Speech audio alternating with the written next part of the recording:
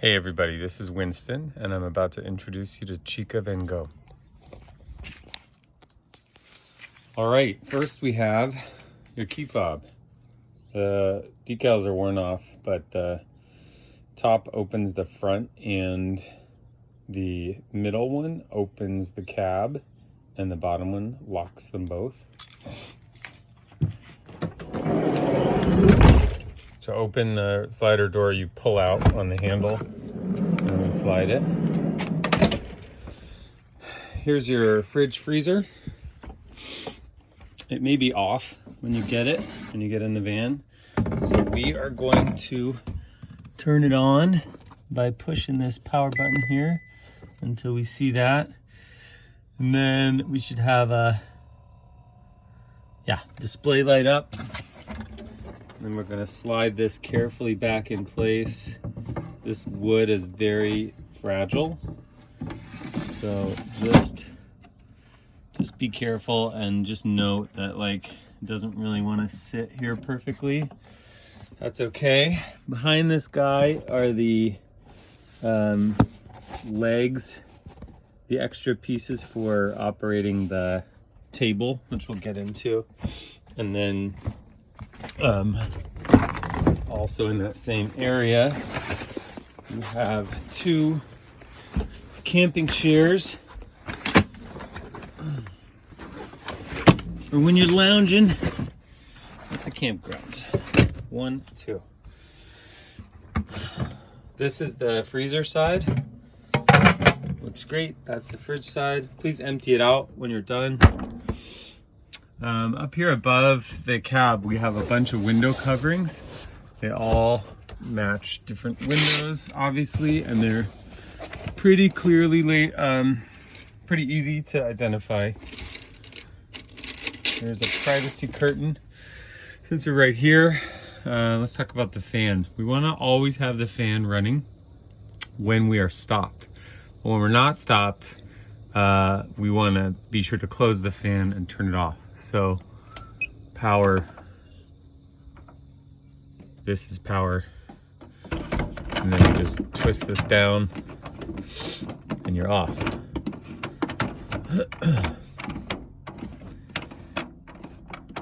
The fan pulls moisture out of the van. Very important to keep it running. Moving right along, you've got your cabinets here. There's a toaster oven. You just pushing to unlock and lock that. Always make sure that they are closed and locked before you take off. In here you've got some dishware, coffee making stuff, coffee grinder, and a little blender. Be mindful that if you're not connected to shore power, that blender will use up a lot of your juice. There's an electric kettle here and an analog kettle behind that. Some cups to drink out of there. Closing that. This is all just going to be storage. More storage. More storage. Couple of bath towels here because we've got a shower. And more storage. This arm is due to be replaced, so it's not going to hold the door up, but you'll have to make do.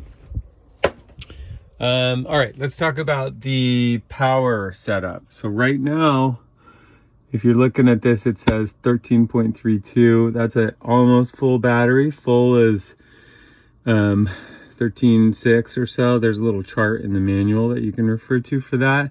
So if you're just keeping track of your power, this is a good thing to kind of check on. The closer you get, if you drop below 13, you want to be either driving or parking in some sunlight or getting plugged into shore power somewhere. A couple coasters here, lights, camera action. This is probably the trickiest part of the whole thing, and it just takes a little bit of perseverance. The first thing you want to see happen is for the furnace light to be illuminated, or the engine light if you are going to be relying on if you're trying to heat the van while you are driving. If you're not trying to heat the van while you're driving, just keep the furnace light on. It's okay to keep it on all the time. And then you're gonna turn on the thermostat. As you can see, I had to kind of hold and tap and hold and stuff. And then that suggests that it's on at the heat at 70. And then I'm gonna go in and adjust the fan speed in order to actually get the heat going. And as you can see, I'm like messing with it, and it won't kick on right now because it's actually 78 degrees outside. So if I heat it up to 80, more than that, then it should allow me to turn the fan speed on, right? And then by the number of those dots will indicate how intense the air comes out of these, the heat comes out of these vents. You want to make sure they're open, of course, when you go to use that. But basically, like, it requires some patience to get the thing to respond. It's not like a click on and off. And then for hot water, you just tap that and the light comes on. You also want your radiant heat to be going. So as you can see, I held it down for a couple seconds and then tapped it on. And now I'm gonna shut it all off. And I'm gonna go ahead and shut the hot water heater off and the furnace off. And then everything's off. If you ever see it, if you ever see a temperature display here that doesn't seem like what it is outside, you're gonna have to reset it because sometimes if people hold the buttons down for too long, it'll reset the system and it'll switch you to basically like trying to measure the outside temperature, and it's just wacky and it won't work. So you want it to, you'll have to reset it if you see that, and probably just check with me in that case, and I can run you through how to reset it. But it's basically just, as I remember it, hold down the power button for 5 or 6 seconds, and then you'll see a switch between int and ext for interior or exterior, and you want it to say interior. The heating is fueled by the fuel in the gas tank, so this is not going to drain your battery, and it's not going to it's just gonna, if you have enough gas in your tank, you'll have plenty of heat and you don't have to conserve it, basically. The other part of the kind of power system here is the electrical stuff. So for the most part, you want it looking like this in the off position. And that will keep all these DC outlets ready for use, but the AC outlets will not work. If you want the AC outlets to work, you're going to switch it over to the on button. You don't want to see the current limit at 50 unless you are going to connect to shore power that goes up that high. Normally you just want to keep it down at 26, but this number only really matters when you're connecting to shore power. Shore power just means like plug in a cable into the back of the van and plugging that into an outlet, like at a campground or RV park or something. So this will get your AC outlets on if they're not working, and you can kind of give them a reset. Sometimes they're a little finicky.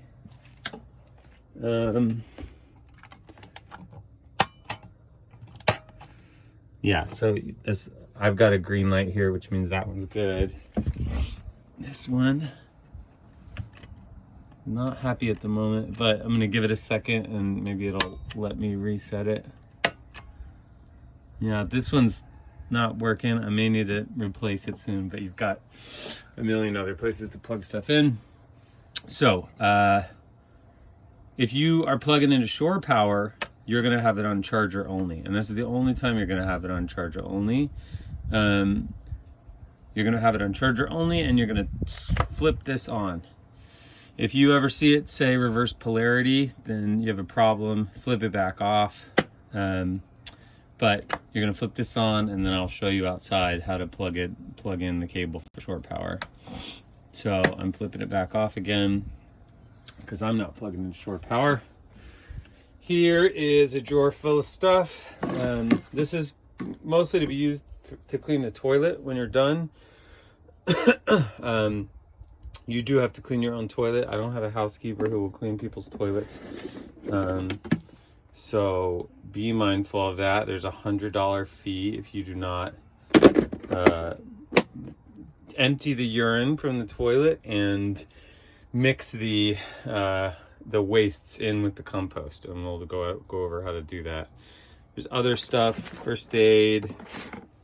I think this is more first aid, toilet paper, an air horn to scare off cougars, and some lotion. Here's the toilet cabinet. You've got some extra composting material, bricks in here, but it's pretty simple. You just open it up, and you don't actually want to see this open like this. You want to keep it closed.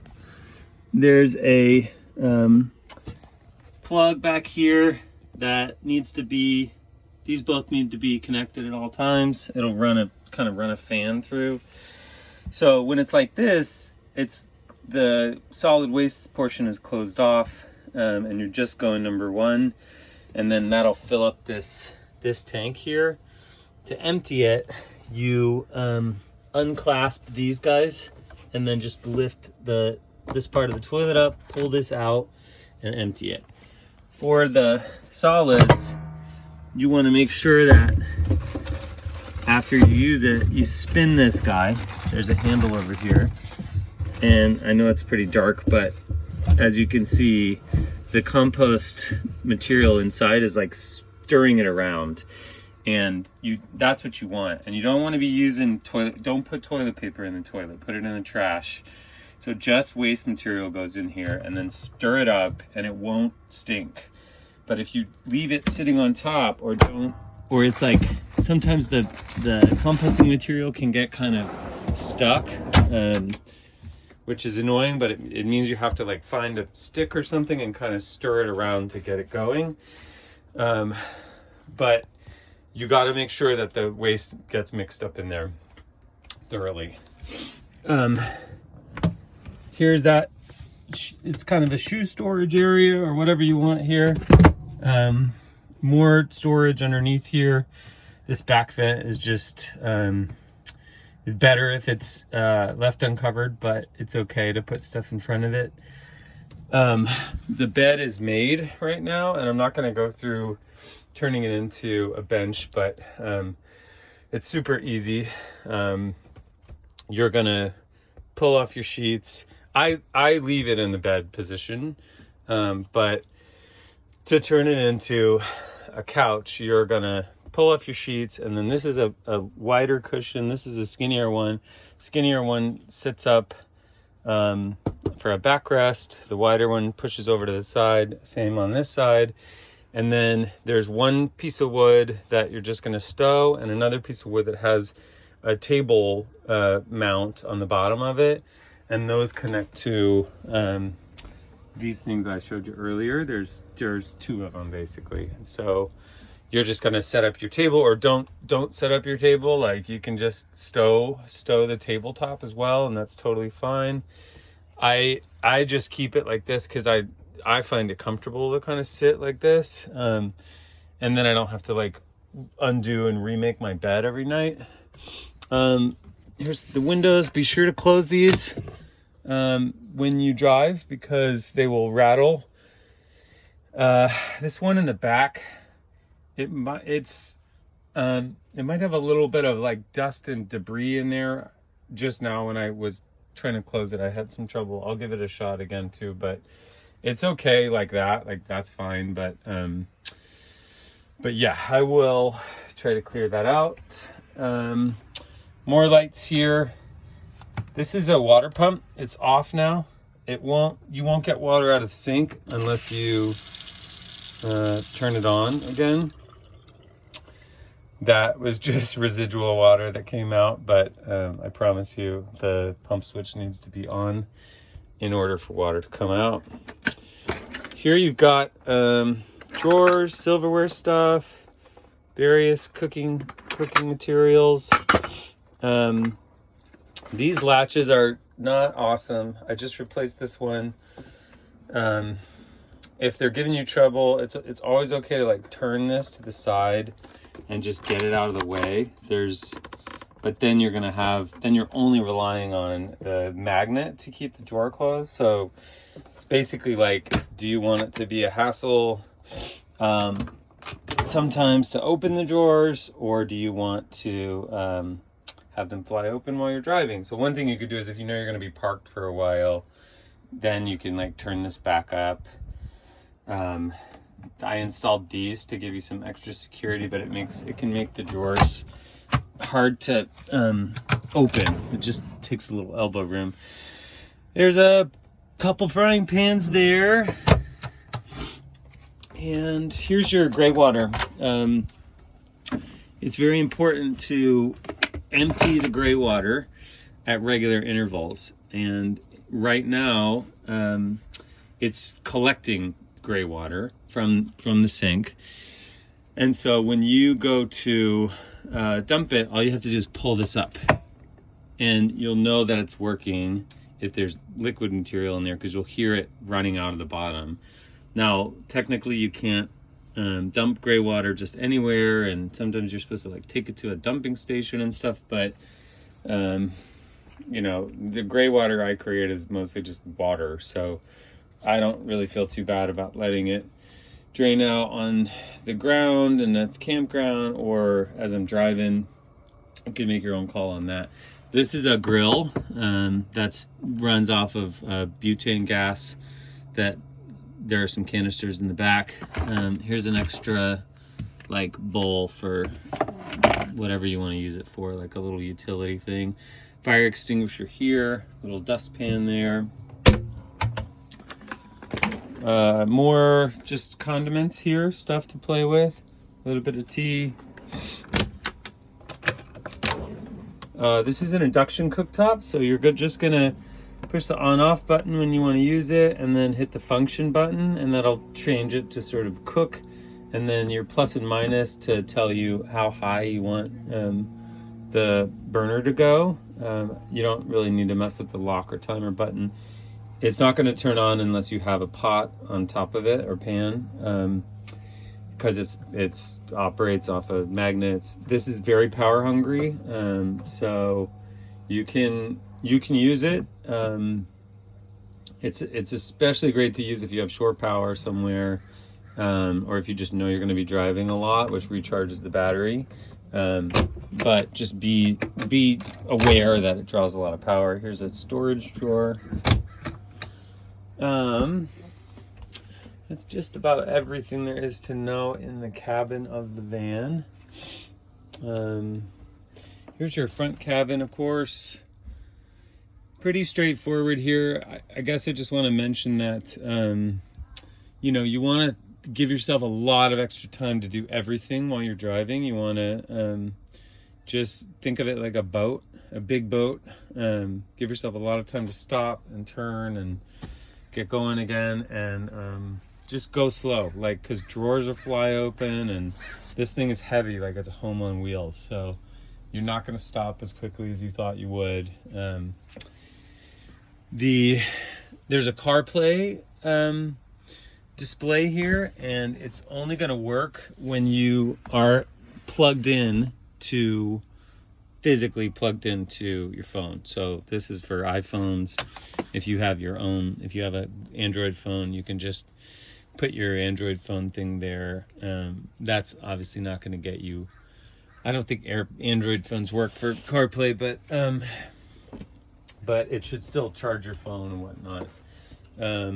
If you want, you can take this USB and move it back to one of the other DC outlets so that you have it, but there's a USB-C and USB-A outlets there. So yeah, that's the inside of the van. I am gonna leave the fridge on now and pop back out.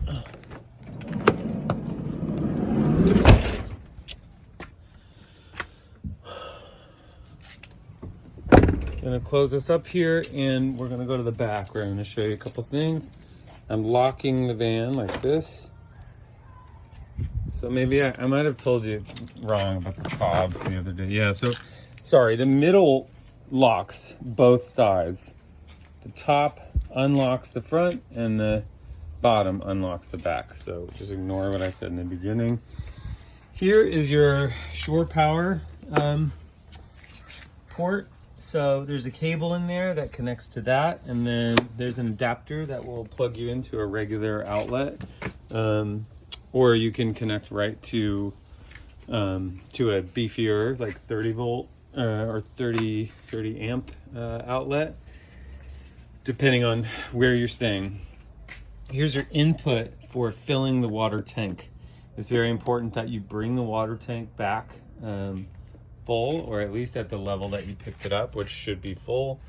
I know it's a hassle, but on iOverlander, you can find places to fill up water if you just look for the little water icon, and just plan ahead for it. Here is this is for unspooling the awning, which lives up here, and you just stick that little thing in the hole there and twist it around. And then we've got this drawer, which you slide all the way out by lifting these guys up, and then they'll pop back down. You've got a butane cook stove here and some extra canisters.